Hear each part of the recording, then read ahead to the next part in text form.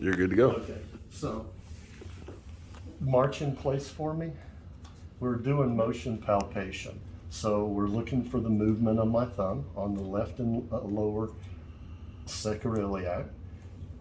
And this, so far it's moving. And now we're going to go to the right lower. And my thumbs are not moving. So that's stuck right there. Now, what happens is when this is stuck, what's directly opposite? These muscles, the psoas muscles, comes from the stomach area out to the hips, down to the groin, and then into the here. So if we arm straight out, okay, just hold, okay, and I'm just placing my fingers over that line where the psoas is, hold. Okay, so she's weaker there. Mm-hmm. She's weaker there. Let's check over here. That one's holding, that one's holding. But this side, where she's locked up on the right sacroiliac, that right psoas has a weakness, okay? So we're just gonna put you on your back, face up, just like Eric was. Okay, and let me have your arms. So I'm just checking your arms. So I'm gonna stretch you, hands flat, and like you're praying, bring them together. Okay, Eric, if you can get above here, you can just kind of see her right fingers are slightly shorter. Mm-hmm. Okay, I'm gonna stretch, hands flat. And so, again, her right fingers are a little bit shorter. Mm-hmm. Turn your head to the left, and I'm gonna stretch. Okay, that evened it out. Mm-hmm. Turn your head to the right. I'm gonna stretch.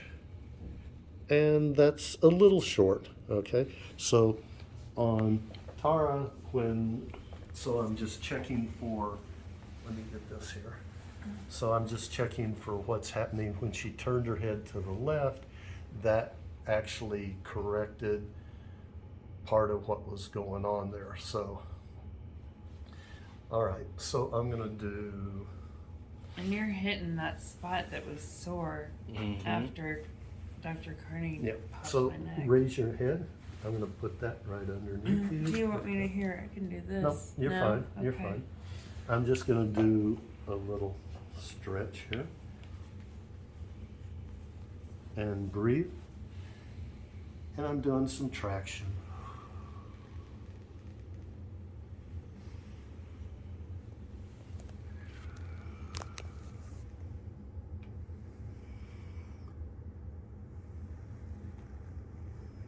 And I'll give a tug and you'll probably feel it in your neck.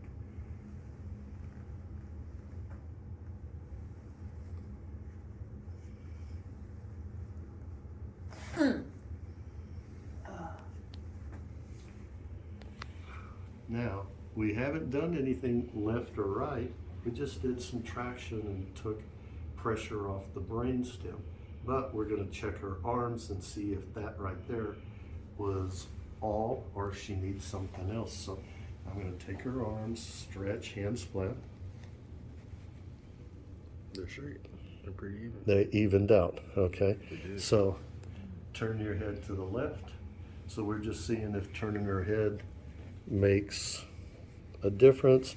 Turn your head to the right.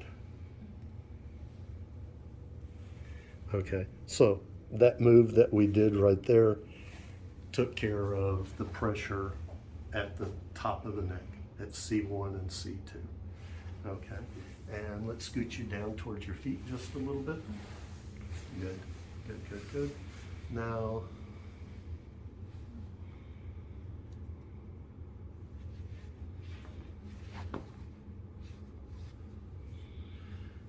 good.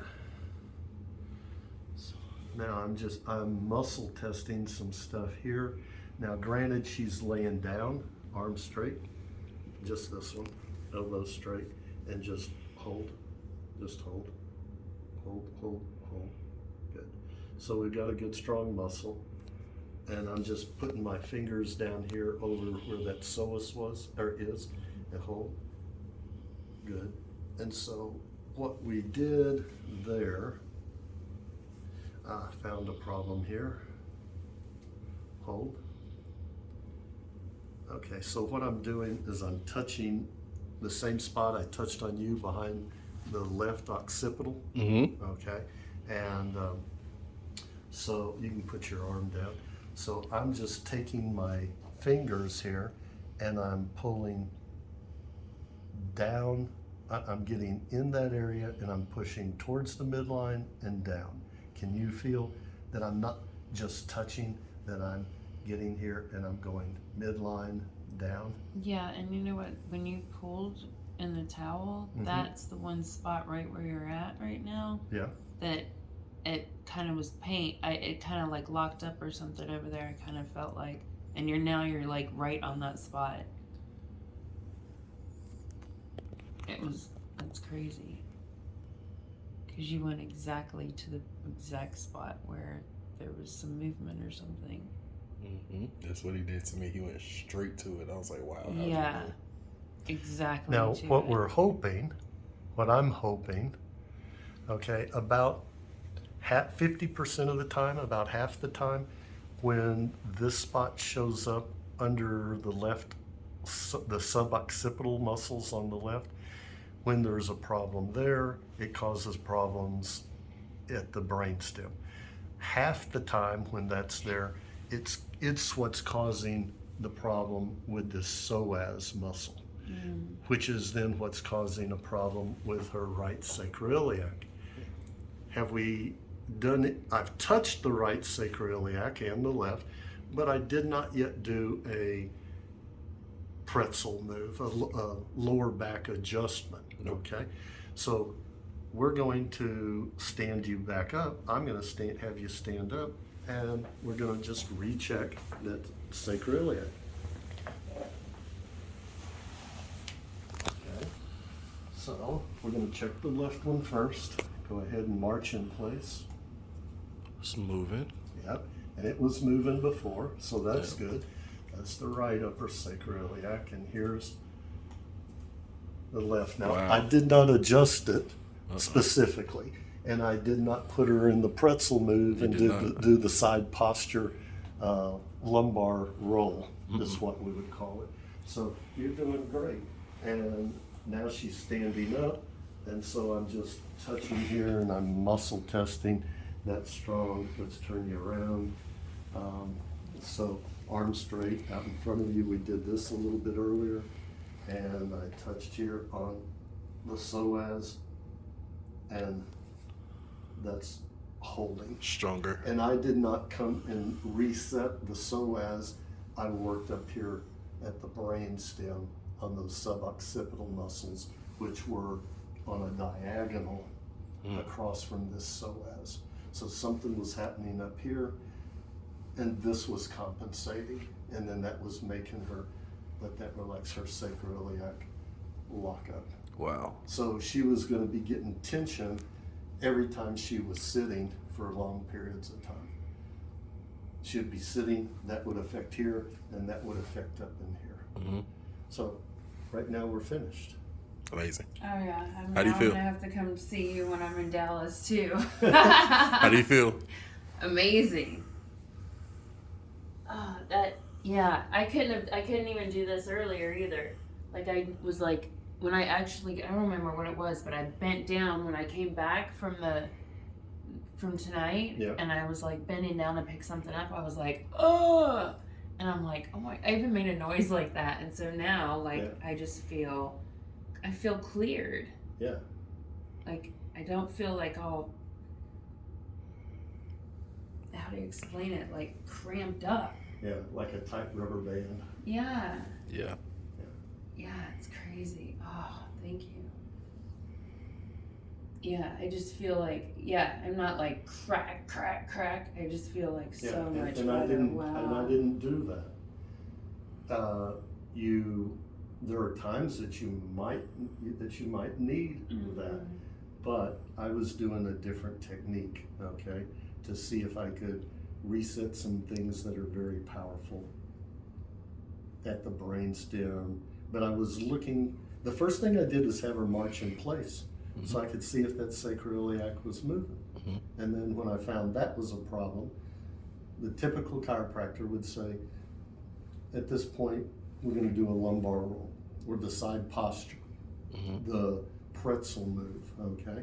And that would be the typical thing that probably 95% of the chiropractors would have done and said, okay, come on back here, lay on your side, let's do, they'd either put it that side up or down.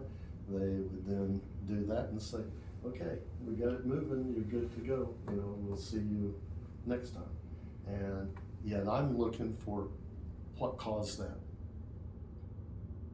Yeah. Because if I just did the lumbar roll, the side posture specific on that, and I could get the sacroiliac to move, but if it's compensating for something in the knee or the ankle or up there at the brainstem, okay, if one of those other things are contributing to it, I would prefer to be able to make it disappear and go away and stay away. Well, that's what a real healer does. Rather than just, and I'm not trying to fault the doctors that they're getting movement into the sacroiliac. I'm just thinking a little bit more outside the box. I'm stepping back and looking for patterns. Amazing. Does that make sense to you? It makes a ton of sense to me, for sure. Absolutely. Yeah, because you look for patterns in all the work that you do with your stock stuff. Absolutely. Trends. That's what makes you special, is that you're looking for patterns. Well, what makes me special? I'm looking for patterns. Yep. That's powerful. And you're a healer in your own right with the pets, the large dogs, and the people, and making those connections between them. Okay, so you operate outside the normal box. But there is connections, and I guess, I mean, I don't know if you'd say patterns. I guess maybe. Well, you said that the small dogs seem to operate differently than the large dogs. Well, their behaviors are different, plus their bodies are different, you know? I mean, their bodies can't process like bigger dogs can. And I mean, to take it even niche down more, I really know the bully breed, not the bull terrier,